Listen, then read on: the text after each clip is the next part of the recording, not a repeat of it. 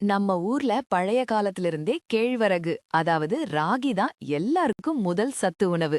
அது சாதாரணமான தானியம் இல்ல, உடம்புக்கு பலம் தரும் பொக்கிஷம் மாதிரி.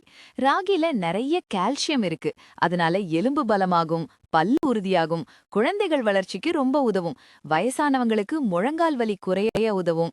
தினமும் கொஞ்சமாவது ராகி கூழ் அல்லது ராகி களி சாப்பிட்டா எலும்பு சிதைவு வராம காக்கும். அதுவும் சர்க்கரை நோய் இருக்கிறவர்களுக்கு ராகி நல்ல தோழி மாதிரி.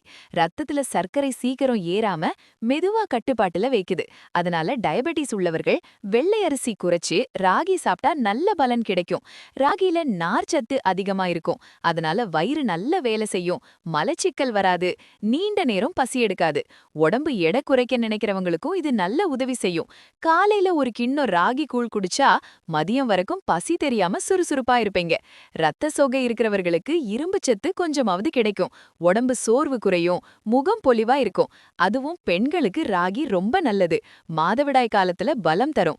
கர்ப்பிணி பெண்களுக்கு மருத்துவர் சொன்ன அளவுக்கு சாப்பிட்டா குழந்தை எலும்பு வளர்ச்சிக்கு உதவும்.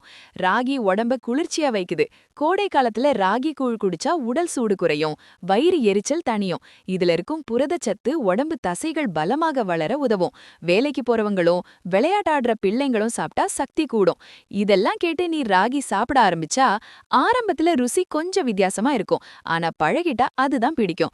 ராகி தோசை, ராகி அடை, ராகி முட்டை கலந்த கஞ்சி, ராகி லட்டு எப்படி வேண்டுமானாலும் செய்து சாப்பிடலாம். முக்கியமா என்னன்னா, ராகி இயற்கையான தானியம். அதிகம் பதப்படுத்தாதது நல்லது.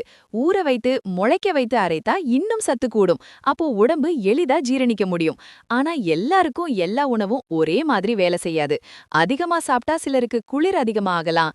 தைராய்டு பிரச்சனை இருந்தா மருத்துவரிடம் கேட்டு பின்பே எடுத்துக்கணும். ஆனா மிதமா சமநிலையா சாப்பிட்டா ராகி நம்ம உடம்புக்கு நண்பன் மாதிரி இருந்து பலம் தரும், பசி தணிக்கும், நோய் எதிர்ப்பு சக்தி கூட்டும், மனசுக்கும் அமைதி தரும். அதனாலதான் நம்ம முன்னோர்கள் ராகிய விட்டு கொடுக்கல. நாமும் அந்த வழக்கத்தை தொடரணும். ஆரோக்கியமா நீண்ட நாட்கள் வாழ ராகி மாதிரி இயற்கை உணவுகளை நம்பி சாப்பிடணும். அப்பதான் உடம்பும் மனசும் சந்தோஷமா இருக்கும். ஹெல்தியா சாப்பிடுங்க. குழந்தைங்களுக்கும் ஹெல்தியா சாப்பிட கொடுங்க. நம்ம சேனலை சப்ஸ்கிரைப் பண்ண மறக்காதீங்க.